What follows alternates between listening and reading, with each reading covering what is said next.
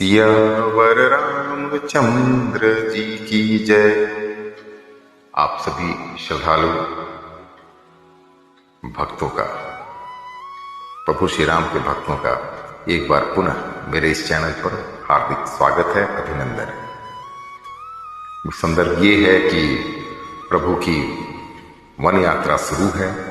वो जहां जहां से गुजर रहे हैं, लोग अपने नेत्रों का, अपनी आत्मा का भरपूर लाभ उठा रहे हैं, आनंद उठा रहे हैं इन तीनों के दर्शन करके, प्रभु श्री राम, सीता मैया और लक्ष्मण भैया का। अब आगे कल जहां खत्म किया था, सुख पायो बिरंची रची एते ही एजेहि के सब भांति सनेही। राम लखन पथि कथा सुहाई रही सकल मग कानन छाई। ब्रह्मा ने उसी को रचकर सुख गाया है जिसके ये सब प्रकार से स्नेही हैं।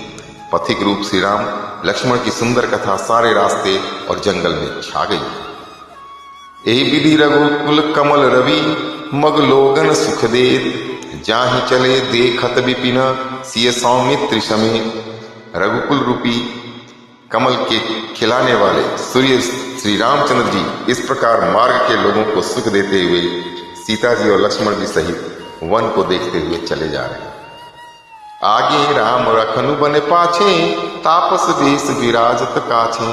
उभय बीच सिय सोहति कैसे ब्रह्म जीव बिच माया जैसे। आगे श्री राम जी हैं, पीछे लक्ष्मण जी सुशोभित हैं, तपस्वियों के वेश बनाए, दोनों बड़ी ही शोभा पा रहे हैं। दोनों के बीच में सीता जी कैसी सुशोभित हो रही हैं, जैसे ब्रह्म और जीव के बीच में माया। वाह क्या उपमा है। बहुरी कहूं छवि जसी मन बसई जनु मधु मदन मध्य रति सलसई। उपमा बहुरी कहूं जिय जोही जनु बुध विधु बिचुरहि सोही। फिर जैसी छवि मेरे मन में बस रही है, तुलसीदास जी कहते हैं, उसको कहता हूं मानो वसंत ऋतु और कामदेव के बीच में रति यानी कामदेव की स्त्री शोभित हो। फिर अपने हृदय में खोजता हूं, खोजकर उपमा कहता हूं मानो बुध अर्थात चंद्रमा के पुत्र और चंद्रमा के बीच में रोहिणी यानी चंद्रमा की स्त्री सो रही। अब देखिए, मैं शायद भूल गया था या मुझे मालूम नहीं था कि बुध जो है वो चंद्रमा के पुत्र हैं और रोहिणी चंद्रमा की स्त्री है, उनकी पत्नी है। प्रभुपद रेख बीच बिच सीता धरती चरण मग चलती सभीता। सिय राम पद अंक बसा बराए लखन चलहि मगुदाहि लाए।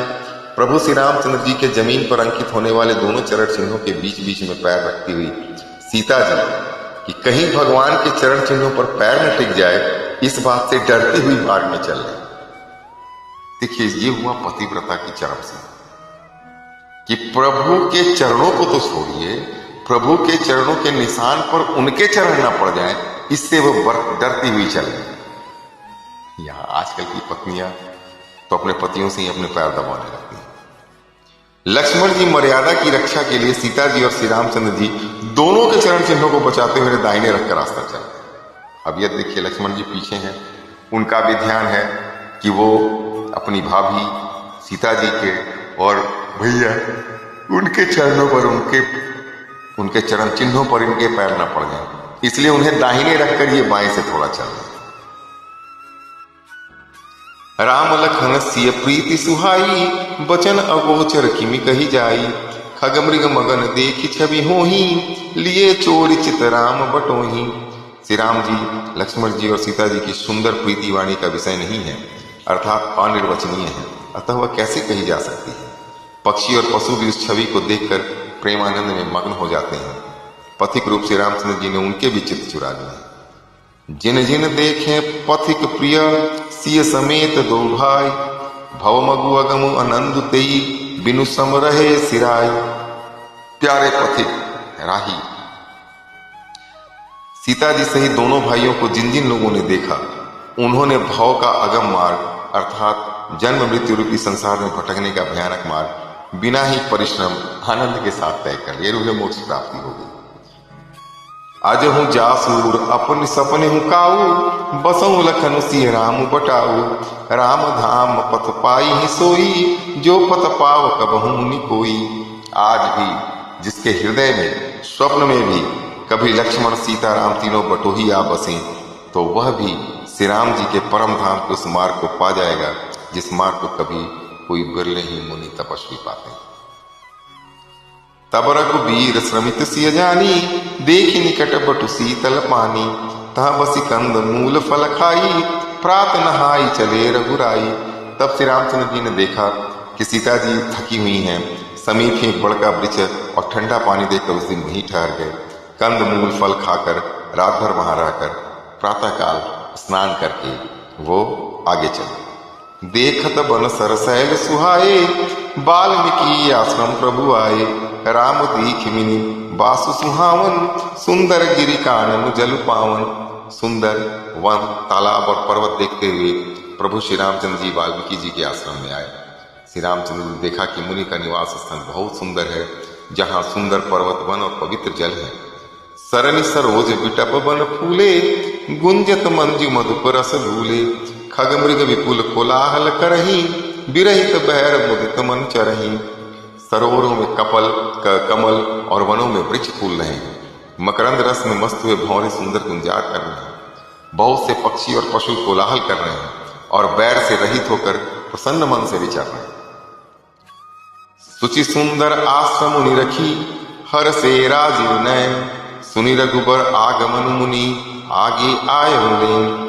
पवित्र और सुंदर आश्रम को देखकर कमल नयन श्री रामचंद्र जी हर्षित हुए। रघुश्रेष्ठ श्री राम जी का आगमन सुनकर मुनि वाल्मीकि जी उन्हें लेने के लिए आ गया। मुनि कहूँ राम दंडवत किन्हा, आशीर्वाद विप्रवर दिन्हा। देखी राम छवि नयन जुड़ाने, करि सन्मान आश्रम ही आने। श्री रामचंद्र जी ने मुनि को दंडवत किया। विप्रश्रेष्ठ मुनि ने उन्हें आशीर्वाद दिया। श्री रामचंद्र जी की छवि देखकर मुनि के नेत्र शीतल हो गए। सम्मान पूर्वक मुनि उन्हें आश्रम में ले आए।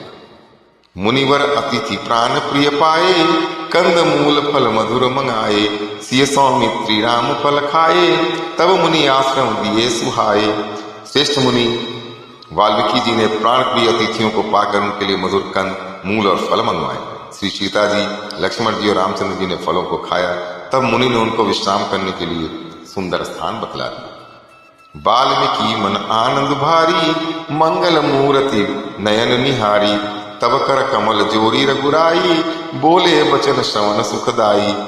मुनि श्री राम जी के पास बैठे हैं और उनकी मंगल मूर्ति को नेत्रों से देखकर वाल्मीकि जी के मन में बड़ा भारी आनंद हो रहा है। तब श्री रघुनाथ जी कमल सदृश हाथों को जोड़कर कानों को सुख देने वाले मधुर वचन बोले। तुम त्रिकाल दर्शी मुनि नाथा, विश्व बदर जिमि तुम्हारे हाथा। अस कही प्रभु सब कथा बखानी, जय जय भांति दिन बनु रानी। हे मुनिनाथ, आप तो त्रिकालदर्शी हैं। संपूर्ण विश्व आपके लिए हथेली पर रखे हुए बैर के समान है। प्रभु श्री रामचंद्र जी ऐसा कहकर फिर जिस जिस प्रकार से रानी कैकेयी ने वनवास दिया वह सब कथा विस्तार से सुनी। तात वचन पुनि मातु हित, भाई भरत असराव। मोह कहूँ दरस तुम्हार प्रभु, सब मम पुण्य प्रभाव। हे प्रभु, पिताजी की आज्ञा का पालन, माता का हित, भरत जैसी स्नेही एवं धर्मात्मा भाई का राजा होना और फिर मुझे आपके दर्शन होना, यह सब मेरे पुण्यों का प्रभाव। देखी पाय मुनि राय तुम्हारे, भय सुकृत सब सुफल हमारे। अब जहाँ राउर आय सुहोई, मुनि उद्वेग न पावे कोई। हे मुनिराज, आपके चरणों का दर्शन करने से आज हमारे सब पुण्य सफल हो गए। हमें सारे पुण्यों का फल मिल गया। अब जहां आपकी आज्ञा हो और जहां कोई भी मुनि उद्वेग को प्राप्त ना हो, यानी किसी भी मुनि को कोई टेंशन ना हो राक्षसों के कारण। मुनि तापस जिनते दुख लहई, ते नरेश बिनु पावक दहई। मंगल मूल विप्र परितेसु, दहई कोटि कुल भूसुर रोसु। क्योंकि जिनसे मुनि और तपस्वी दुख पाते हैं वे राजा बिना अग्नि के ही अपने दुष्ट कर्मों से ही जलकर भस्म हो जाते हैं। ब्राह्मणों का संतोष सब मंगलों की जड़ है और भूदेव ब्राह्मणों का क्रोध करोड़ों कुलों को भस्म कर देता है। आज के लिए इतना ही, फिर आगे की था कथा। कल पुनः आपके सामने लेकर प्रस्तुत होंगे।